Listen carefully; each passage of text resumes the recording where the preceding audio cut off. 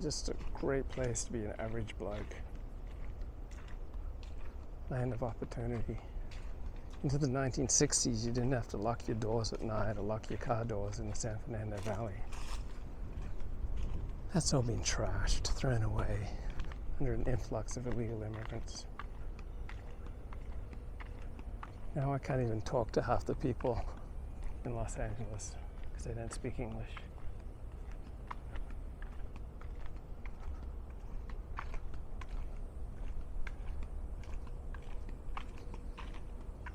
And when Sam Yorty was defeated by Bradley, mayor of Los Angeles, circa 1970, everything started going downhill after that. He had Richard Riordan for 2 terms in the 1990s as a moderate Republican. Right. He got the city back on track.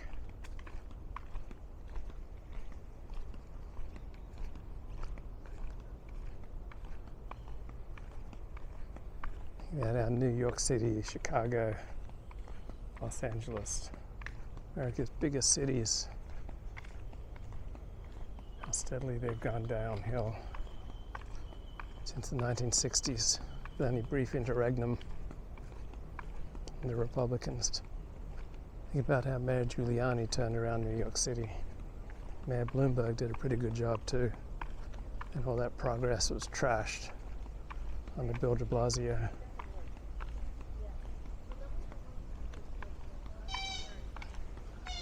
You build something special and sacred.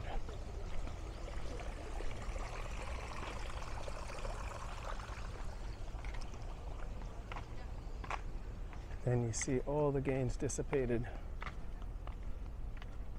as you abandon the rule of law. Start incentivizing antisocial behavior and not punishing it by subsidizing it.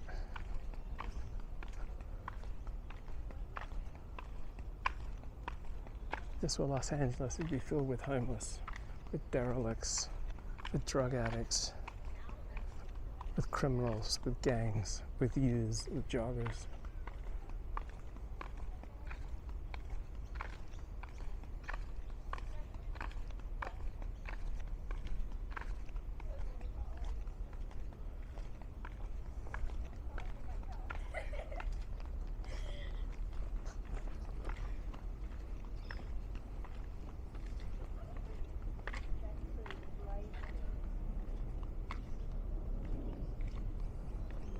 I haven't seen one policeman since I've been walking around here for the past 2 hours.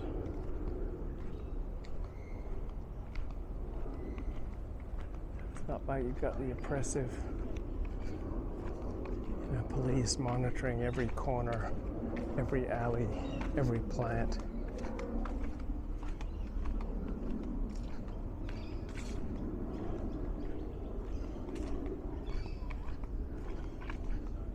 Where are the gangs tagging their territory?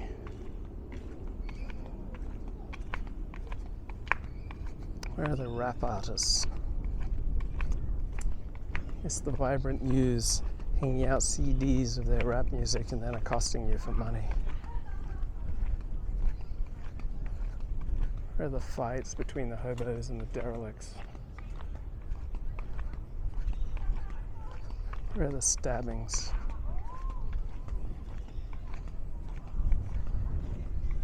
You've got all this cover, all these bushes and trees behind which to do dark deeds.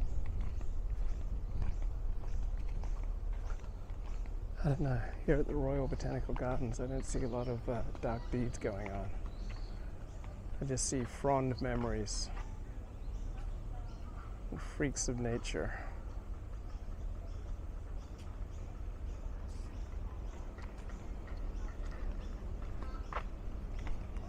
That makes you want to go troppo, eh, mate?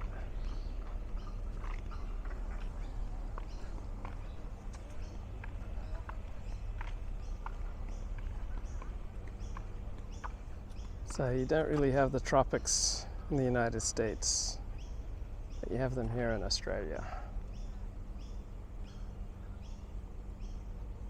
Just like you, every plant has a family, and family members are easy to spot if you know what to look for. Wow, that sounds like stereotyping. Stereotyping plants, stereotyping people. Can't have stereotypes around here, mate. The battle against ignorance and bigotry and stereotypes is never won. You have to wage it anew each day in new ways. All these people thinking that they can just stereotype plant families, animal families, that different subspecies have different characteristics. And this hateful idea that some dogs are more dangerous than other dogs. Some dogs are more intelligent than other dogs. Some mixtures of subspecies are more conducive to harmony than other mixtures. Oh, the battle of this kind of stereotypical, racist, bigoted, ignorant thinking. It's never won, mate. It's never won.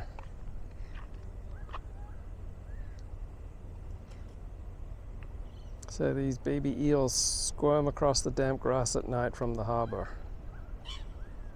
Then you'll see the fluffy ducklings taken by an eel. It's the way of nature. Ducks in turn find baby eels a tasty meal.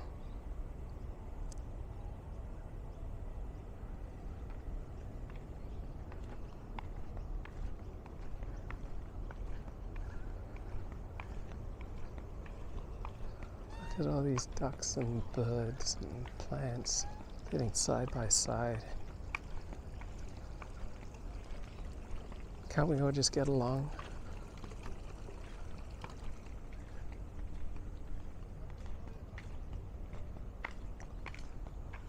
How did they create Sydney as one of the safest cities in the world? Like, what are the ingredients? Can they be reproduced in the United States?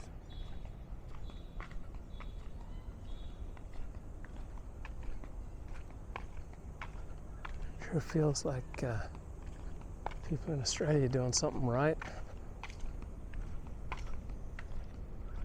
How did they create this harmonious, cohesive, high-trust society? Right? You see people clutching their purses and their bags for fear that they're going to be ripped out of their hands. Like, where are the purse snatchers? I don't see any purse snatchers here. I do see a few joggers, but they don't seem to be invading construction sites and stealing things. This has more of the ethos of that Asian student on college campus who said, "This is library. People study here. This is library. This is botanical gardens. People are kind and pleasant, harmonious here. No purse snatching, no rioting."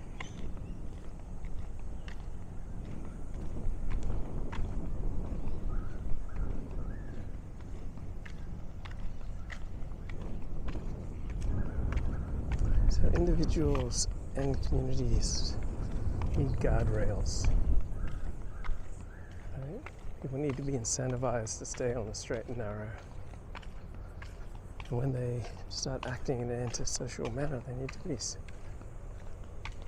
held accountable as quickly as possible at appropriate levels of deterrence so that you can maintain civilizations like this. And if there's no deterrence for trashing the Royal Botanical Gardens, I wouldn't be here to enjoy. If there's no deterrence for seizing someone's purse, stealing someone's pizza, for invading someone's home, for spray painting, right? No graffiti. How do they manage to create this safe space with no graffiti?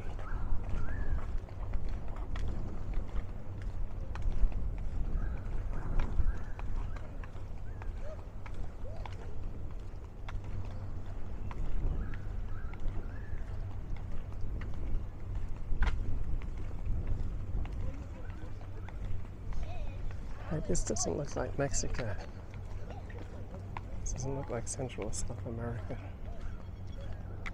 This doesn't look like New York City, Los Angeles, or Chicago. I know it's different.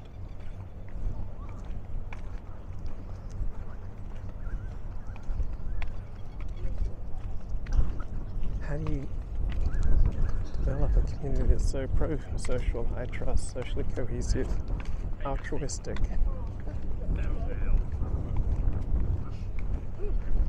Willing to sacrifice for the greater good, sense of unifying culture. Australia has a dominant culture. Everybody says Merry Christmas or Merry Chrissy. You're not greeted by Happy Holidays. And there's one dominant heritage, one dominant ethos, one dominant morality. I don't know whether that's going to. One dominant moral standard for behavior.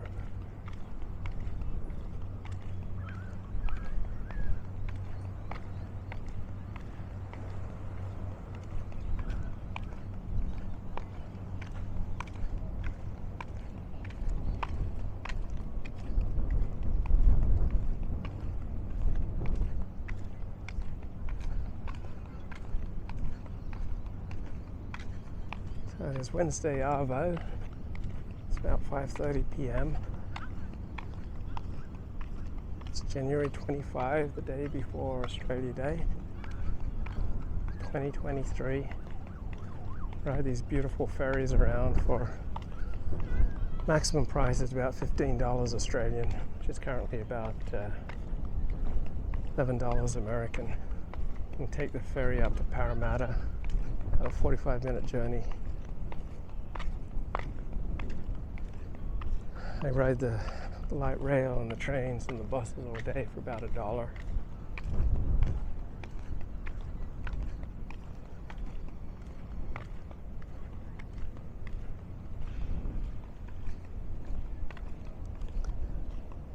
When you go to a pub or a convenience store, you don't get ripped off. Prices are pretty similar on a lot of goods wherever you are in Australia.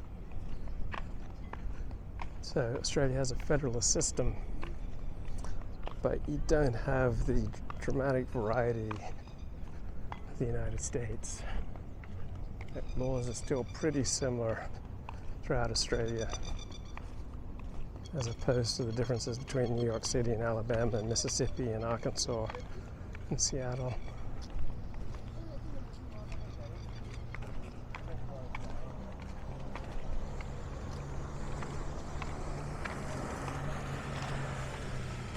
Because there's one culture, it's a lot easier to get things done. People agree on more things.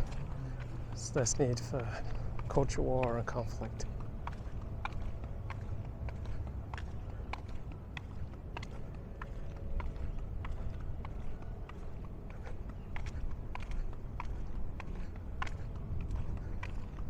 This is a country too busy having fun to hate, mate. People just want to be with their friends and their family, make money, pursue their hobbies, enjoy their gorgeous public spaces. Australia's beaches are Australia's cathedrals.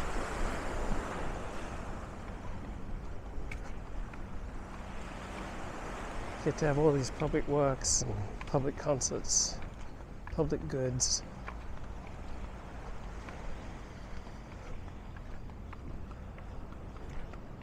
So you have a country that's united around what's best for Australia. Australians aren't as outwardly patriotic as Americans, but they're much more cohesive, trusting, altruistic, and willing to work together for what's best for Australia. So Australians are nationalistic in their own way. Right? For many Australians, particularly the least educated ones, if you're not Australian, you're nothing. Now, Australian elites and Australian university educated, right, they have a lot in common with the university educated throughout the First World. But Most Australians don't go to university. So it used to be only up to about 5% of Australians went to university. Now that's being expanded to various forms of tertiary education. But it's still not the ridiculously high percentages you find in the United States.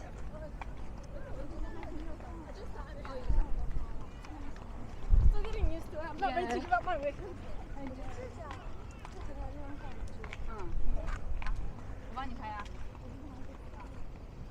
That's the magnificent Sydney Harbour Bridge, Sydney Opera House.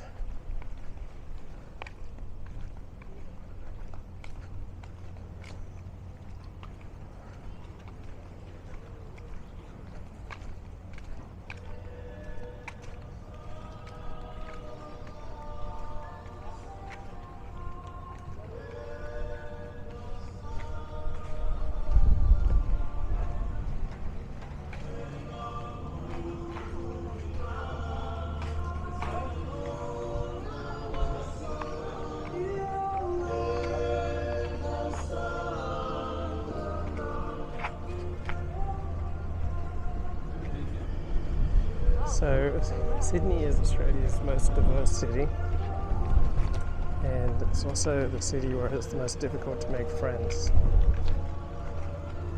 So compared to other parts in Australia, that's a little less cohesive, and there's less volunteering in Sydney compared to other parts of Australia, so less altruism.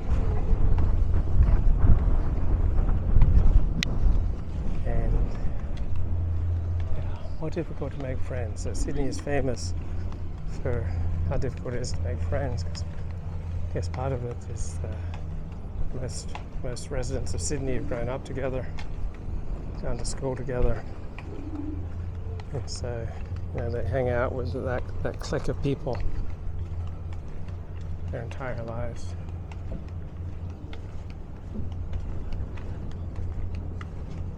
So Australia is also the most sexually segregated first world nation. So perhaps aside from the university crowd, men basically don't open up a conversation with women unless they're going to have a go. Unless they're going to try to have a crack at her. And women very rarely will initiate any conversation with a bloke. Australia is still more traditional in its male-female roles. Men are much more expected to be the aggressor. So I noticed when I moved to America, how much more assertive and aggressive the women were. Much more willing to